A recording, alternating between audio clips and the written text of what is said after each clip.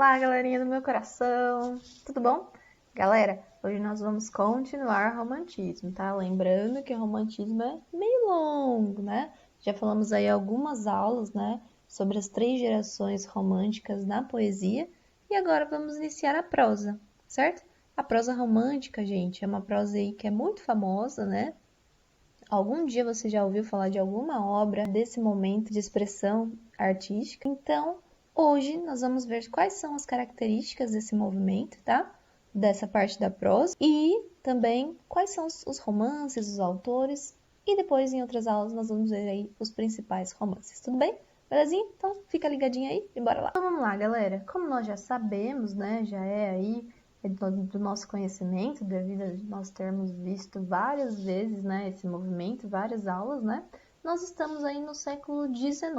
Vocês vão perceber, galera, que o século XIX é cheio de coisas, tá? Principalmente pensando nessa parte de expressão artística, tá? Que nós vamos ver aí que vários movimentos se instauram no século XIX, tá? Então, o século XIX é um movimento aí é um momento histórico com várias movimentações artísticas, tá? Principalmente aí nós conhecemos o famoso romantismo, tá? Então agora vamos falar da prosa, belezinha? Então vamos lá, povo lindo. Antes de a gente pegar e começar a falar um pouquinho aí sobre as características do romance, né? Vamos pensar uma coisa, tá? Quando eu falo romance romântico, a gente tem que ter uma coisa em mente, tá? Apesar de parecer, eu não estou cometendo um pleonasmo, tá? É romance romântico mesmo. E por que é romance romântico? Gente, a palavra romance, tá? Significa narrativa longa, tudo bem?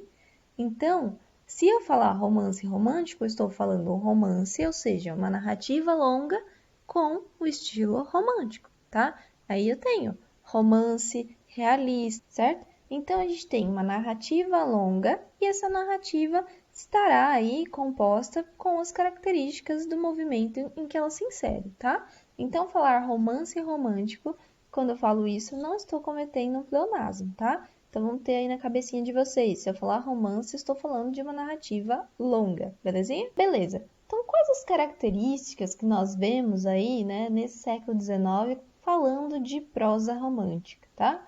Primeira coisa, nós temos aí um romance que vai estar cheio de valores culturais e ideológicos. E nós vamos perceber isso e logo eu vou explicar o porquê, tá bom? Depois, nós temos o início da publicação da imprensa, galera. O que significa isso? É o momento dos folhetins. Vocês já ouviram falar de folhetins, né? Tinha lá, né, os jornais, a imprensa, né? Então tinha os jornais e lá no final da página tinha uma história, tá?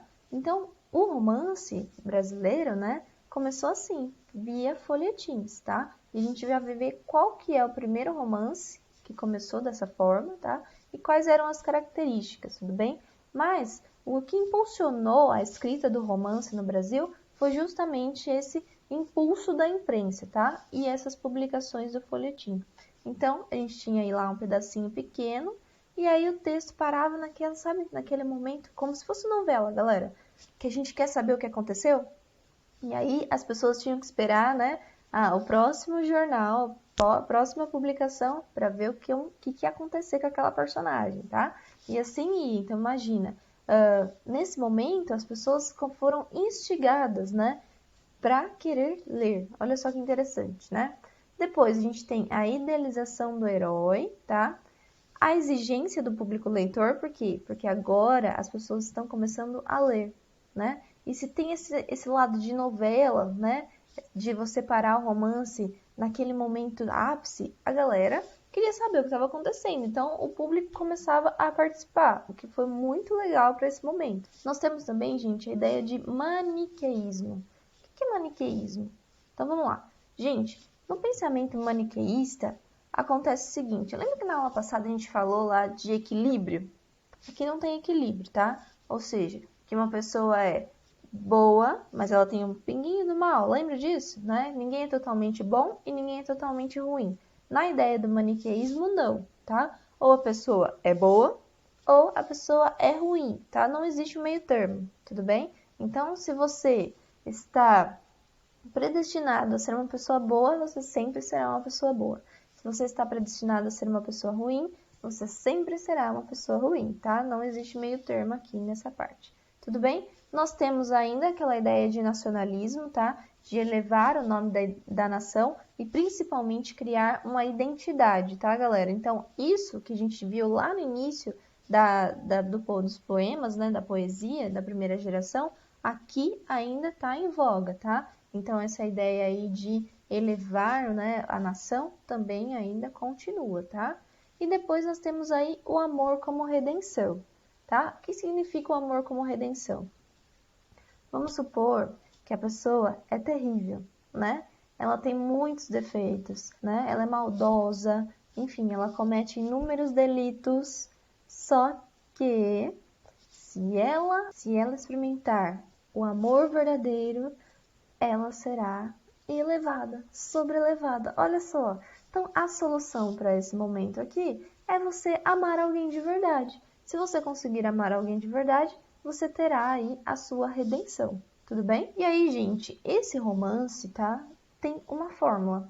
Qual que é a fórmula criada para escrever romance aqui no Brasil? Pegar aquilo que já existia, que era o romance romântico europeu, colocar cenários brasileiros, certo? Para quê? Para que fique mais verossímil, né? Para que as pessoas consigam se identificar mais e adentrar também os valores burgueses. Por que adentrar valores burgueses, tá, gente? Porque quem consumia literatura nesse momento eram os burgueses. Por quê? Porque a gente já falou que nós estávamos aí no momento de ascensão da burguesia, tá? Se a burguesia estava em ascensão, as obras vieram para agradar esse público, tá? Então, o público-alvo nesse momento era justamente, né, esses burgueses. Então, dentro do romance, com certeza, tinham esses valores burgueses que estavam intrínsecos ali, tá bom? Então, gente, aqui a gente tem uma obra, tá, do Jean Sorret, que se chama A Moda do Século XIX.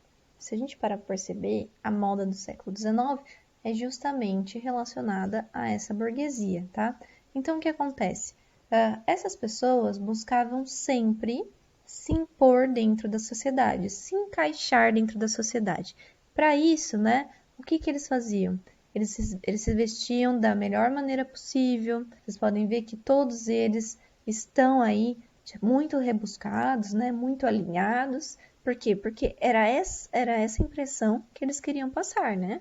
Que eles eram super alinhados, que eles cabiam dentro da sociedade, que eles poderiam ser aceitos, que eles conseguiriam se encaixar aí numa sociedade melhor remunerada, né? Que tivesse maior poder aquisitivo, certo? Que eles conseguiriam aí se impor dentro dela. Essa busca aí sempre por mostrar riqueza. Então, esses looks não são à toa, né? Por quê? Porque cada um queria mostrar que tinha mais. Então, se a gente fosse aí num baile burguês, seria justamente isso, né? Essa exaltação do luxo, as pessoas tentando se encaixar, cada um com um traje melhor que o outro, né? Justamente para isso, certo? E aí, galera, a gente tem a classificação temática dentro desse romance. E como que era essa classificação temática? Lembra que eu falei para vocês, né? Nós estamos falando de um romance, né? Ou seja, uma narrativa longa. Então, tecnicamente, eu não preciso ter um romance, né, romântico. E dentro desse meu romance, cabem outras classificações temáticas além dessa história de amor, tá? Então, a primeira classificação temática que nós temos é a classificação histórica. Então, o que eu tenho dentro da minha classificação histórica? Primeiro, eu tenho o clima da época, certo? E eu também tenho inspiração no passado histórico, tá? Então, sempre essa relação desse passado histórico vai aparecer, tá? Mas eu vou ter, assim, essa ideia do clima da época. Como que era o clima da época, galera? A ascensão da burguesia e todos os acontecimentos que estavam aí nesse século XIX. Depois, gente, eu tenho essa parte urbana, tá? Pensando em romantismo, nós sempre vamos pensar nessa ideia de urbano, diferente lá do arcadismo, tá? Então, tudo que é relacionado a essa parte cidadina, tá? A parte urbana vai ser explorada dentro do romance, tá? Aqui no romantismo, tudo bem? Então, a gente vai ter a vida da corte, tá? luxo da burguesia. Lembra que eu falei para vocês, né? Se ele é público-alvo, né? Se eles são público-alvo, consequentemente, né? Vai mostrar todo esse luxo aí que a burguesia estava buscando, né? Depois, todos os tipos humanos serão muito bem detalhados, tá? Então, quem faz parte da burguesia terá as características específicas, as pessoas que estão à margem da sociedade vão ter características específicas, enfim, gente, então tudo vai ser muito bem detalhado, tá? Depois, nós temos a parte indianista, tá? Ela não se perde aqui, apesar de a gente ter visto isso lá na primeira geração da poesia, ela continua aqui, tá? Por quê? Porque se é um movimento que tem essa ideia, né, de buscar a nação, consequentemente eu tenho que ter um herói, né? E esse herói tem que ter a minha marca nativa, tudo bem? Então o índio, ele vem com essa função, tá? Com esse papel de marca nativista, tá? Depois nós temos Rousseau como o mito do bom selvagem, a gente já viu isso nas aulas anteriores, né? Que o homem é bom até que seja inserido em sociedade, né? Depois, o índio corrompido pelo progresso, que é justamente isso que Rousseau fala, né? Que o índio era puro, né? Até o momento que ele foi aí inserido e corrompido dentro aí da sociedade. Tudo bem? Depois nós temos também a parte regionalista, tá? Então, qual é a parte regionalista? A parte regionalista, ela é caracterizada pelos sertanejos. Então, os sertanejos, nesse caso, vão ser símbolo da nacionalidade também. E depois, a gente tem aí esses costumes que serão registrados como documento, tá bom? Então, essas são as classificações temáticas dentro do romantismo. E aí, galera, a gente parte para a estrutura do folhetim. Nós já vimos esse triângulo aí lá no início do ano, né? Nós já vimos essa estrutura acontecer. Então, vamos lá. Lembra que eu falei para vocês, né, que é o momento do boom do folhetim, né? E que a galera amava isso, por quê? Porque tinha aquele teor lá da novela, né? Então, era um pedacinho e a pessoa ficava lá instigada porque ela queria saber, né, como que ia acontecer, o que as coisas que ia acontecer, né, com aquela personagem na próxima vez que saísse o jornal. Então, qual que é a estrutura? A gente tem aqui essa estrutura de triângulo, tá? E dentro dessa estrutura a gente tem a harmonia, ou seja, o início do romance, onde não está acontecendo muitas coisas, né? As pessoas ainda estão, né, naquela harmonia, certo? Depois nós temos a desarmonia, tudo bem? O momento que começam os conflitos até que chegue o clímax, certo? E depois nós temos a harmonia final. O momento aí que as coisas têm... O momento que nós temos o desenlace, né? Porque não significa que é a harmonia final, mas que consequentemente será algo feliz, né, gente? Vocês sabem que o romance não precisa necessariamente terminar com o final feliz, tá? Mas é justamente por esse desenlace, para as coisas terminarem aí, sejam elas de uma maneira boa ou ruim. Mas vamos lá, gente, como isso vai funcionar dentro do folhetim, tá? Vamos pensar no folhetim. Primeiro, o que é a harmonia? É a felicidade, tá? Então, que felicidade é essa? É a ordenação social da burguesia, certo? Então, é um momento que está todo mundo lindo, feliz, maravilhoso. Depois, o momento da desarmonia, ou seja, o conflito, o momento de desordem, ou seja, aquele momento que tem lá alguém apontando, alguém criticando a sociedade burguesa, tá? Então, isso é um efeito de desarmonia, criticar a burguesia, que era a galera que estava no auge, né? Então, é um momento aí de desarmonia. E depois a gente tem a harmonia final, certo?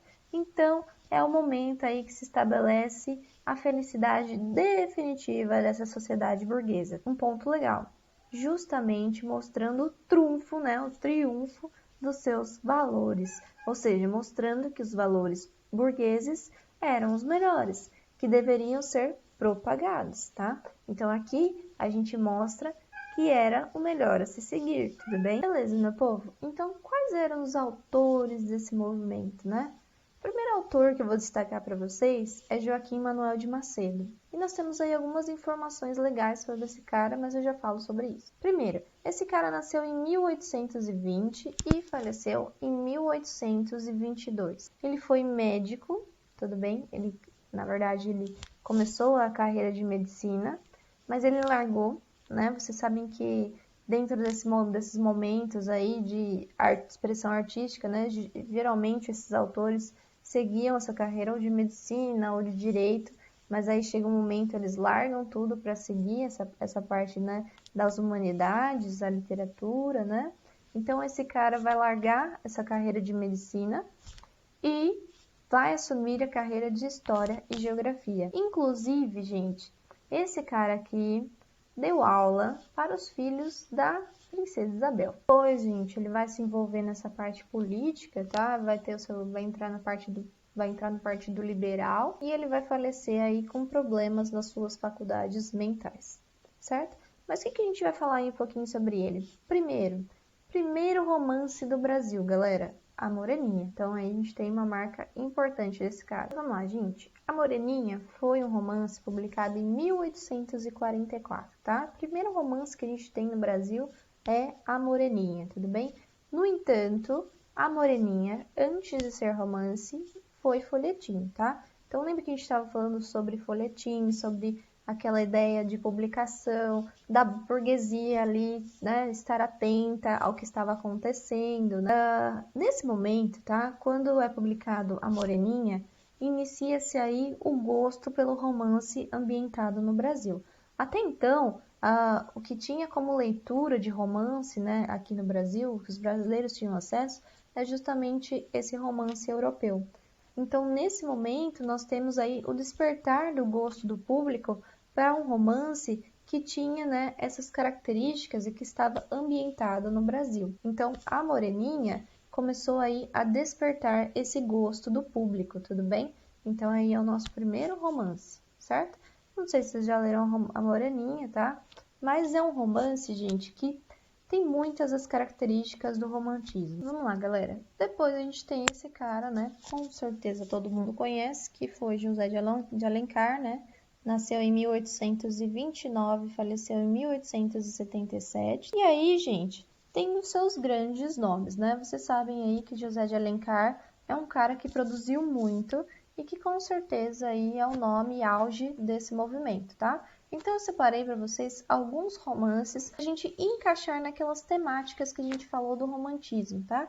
Então o primeiro que eu coloquei aqui para vocês é o romance com esse caráter bastante urbano, tá? Que é Lucila, que foi publicado em 1862. Talvez não seja um romance tão conhecido por vocês, né? Porque vocês conhecem aí aqueles que caem naquela famosa lista do vestibular, né? Mas também aí é um romance publicado por José de Alencar. Depois nós temos aí um romance indianista, tá? Que eu coloquei o Guarani, mas vocês conhecem outro. Então, o Guarani, que foi publicado em 1857, tudo bem? E aí a gente tem a famosíssima Iracema, certo? Que vocês já conhecem, já leram com certeza, espero que sim, né? Já leram Iracema, mas é um romance que a gente vai falar sobre ele. É um romance que sempre cai em todos os lugares, algum resquício desse romance cai aí nos vestibulares, tudo bem? Depois, nós temos também um romance histórico, coloquei para vocês As Minas de Prata, publicado em 1865, e um exemplo de romance regionalista que a gente tem aí O Gaúcho, de 1870. Depois a gente tem Senhora, que com certeza também é um romance que vocês conhecem, né? E aí esse cara publicou muitas e muitas outras coisas. Então vamos lá, gente. Esse cara, como eu acabei de falar para vocês, também tinha aí como carreira o direito, tá? Mas com o passar do tempo ele foi deixando, né, as margens da sua vida, né? Se dedicou ao romance. Foi aí um cara responsável pela redação do Diário do Rio de Janeiro, tá? Então ele era o redator-chefe do Diário do Rio de Janeiro, tudo bem? E nesse Diário do Rio de Janeiro, gente, é onde foi publicado aí o Guarani. Então o Guarani também foi um romance que foi publicado aí por meio de folhetim. Então, da mesma forma que a gente viu lá com a Moreninha, o Guarani também foi publicado por meio de folhetim. E que foi um romance, gente, que deu aí grande popularidade para esse cara, tá? Então o Guarani marca bastante a vida aí do José de Alencar, tudo bem? E a gente tem outras informações sobre esse cara. Como que era a visão de mundo, gente, do José de Alencar? Os elementos, né, todos os elementos que aparecem dentro do romance são baseados aí no coração e no mundo urbano. E sempre ele vai buscar essa fuga para lugares selvagens. Para quê? Porque é uma forma aí de evasão, né, gente? E também aí de mostrar quais são, né, os ambientes que nós temos aqui no Brasil. E aí, gente, a gente tem uma coisa interessante, tá? Que ele busca trazer os seus personagens e também o Brasil mais idealizado do que na vida real, tudo bem? Ou seja, como ele gostaria que de fato fossem. Então, nesse caso, a gente tem mais essa parte romântica, né, do que realista, porque é sempre aí a projeção do que ele queria que fosse. Então, dentro dos romances do José de Alencar, nós temos aí algumas características que são marcas, tá?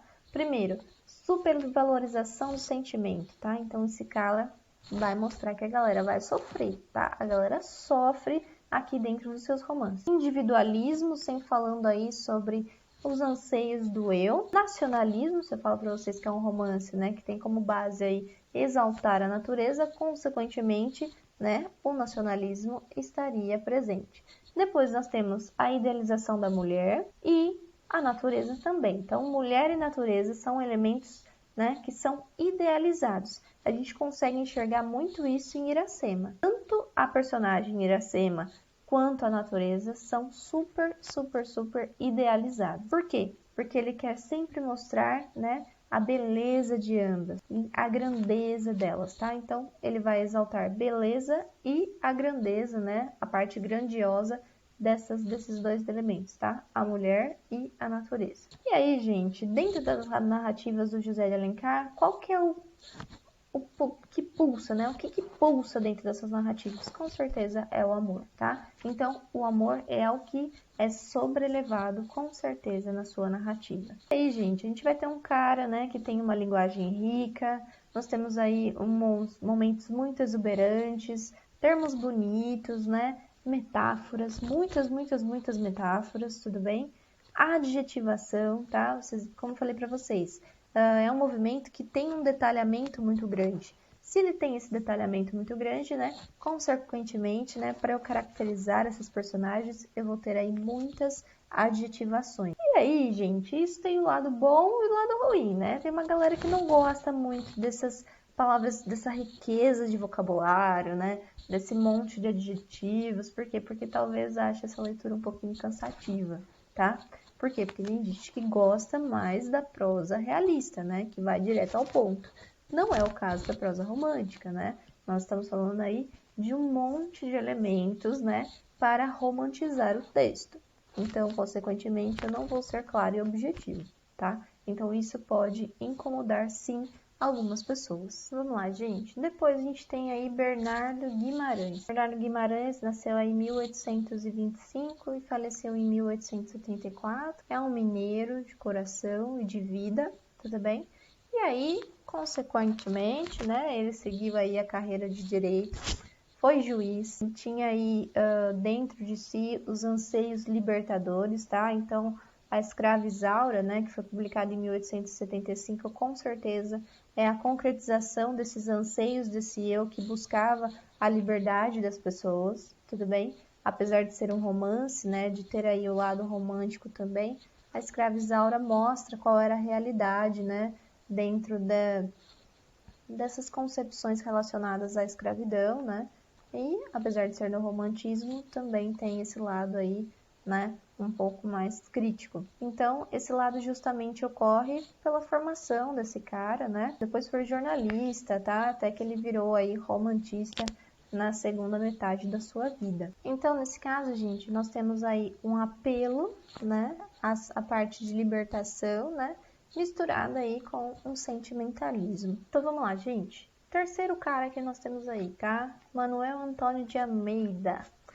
Esse cara nasceu em 1830 e faleceu em 1861, né? Pra vocês verem, viveu pouquíssimo. Também seguiu as carreiras de medicina, né? Mas aí ele teve grandes problemas financeiros e aí depois seguiu a carreira de jornalismo e também as letras. Esse cara aí publicou Memórias do Sargento de Milícias, que com certeza é um livro que vocês conhecem, né? Um romance que foi publicado em 1854, mas que antes disso foi publicado também por via aí folhetins, tá?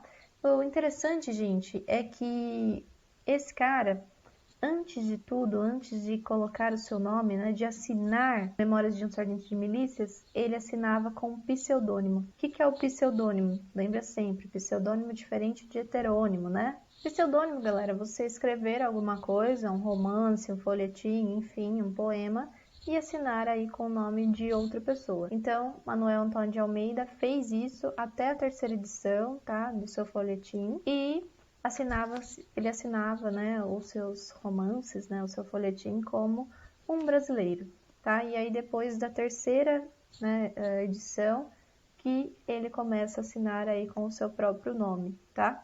E aí nós temos esse famoso aí Memórias de um Sargento de Milícias, que com certeza também é um romance que vocês já escutaram um dia na vida de vocês, né? Então nós temos aí, né, algumas características, né? Coloquei algumas características desse romance para vocês, né? Que é um romance que mostra os costumes daquela sociedade, né, do século XIX. Nós temos essa parte picaresca, tá? Picaresco vem de pícaro, tá? E pícaro aí dentro da literatura espanhola era um cara aí que conseguia, aquele cara que fazia malandragem com tudo, ou seja, um cara que era esperto, muito rápido, né? Que tinha aquela malandragem, tá? Então, essa parte picaresca é justamente essa parte que mostra aí as pessoas com malandragem, as pessoas que são sagazes, que são astutas, tá? Então, essa parte aí vai estar bastante presente dentro do romance, tudo bem?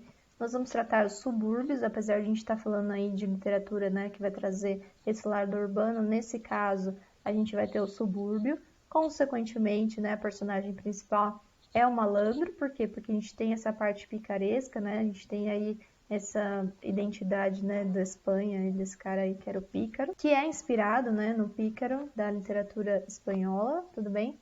Com certeza, gente, é um anti-herói, porque é um cara que só faz coisa errada. Nós temos esse lado humor, tá? Todo esse lado aí levado por humor, né? Que é uma característica dos romances picarescos, certo? E depois nós podemos caracterizar esse romance como um romance pré-realista, tá? Por quê? Porque aqui muitas coisas têm esse teor mais realista do que romântico, certo? Então aí esse romance é marcado por essas características. Tudo bem, galera? Certinho? Então terminamos nossa aulinha de hoje. Beijinho no coração de vocês e até o próximo vídeo.